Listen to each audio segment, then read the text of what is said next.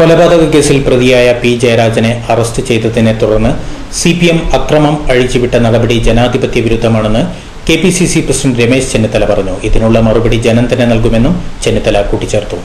നിയമ സംവിധാനം നിലനിൽക്കുന്ന സംസ്ഥാനത്ത് ഒരു കേസിന്റെ പേരിൽ നിയമപരമായി പാർട്ടി നേതാവിനെ അറസ്റ്റ് ചെയ്തപ്പോൾ സംസ്ഥാന വ്യാപകമായി അക്രമങ്ങൾ അഴിച്ചുവിടുന്ന നിയമം കയ്യിലൊടുക്കലാണ്.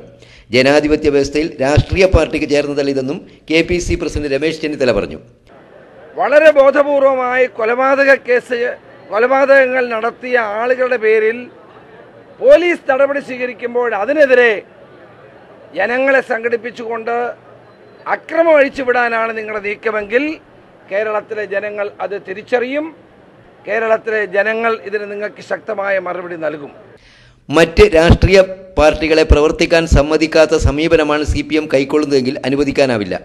കലാപമുണ്ടാക്കണമെന്ന ഉദ്ദേശത്തോടെയാണ് പി ജയരാജനെ കോടതിയിൽ ഹാജരാക്കിയപ്പോൾ ജാമ്യാപേക്ഷ നൽകാതിരുന്നതെന്നും രമേശ് ചെന്നിത്തല പറഞ്ഞു.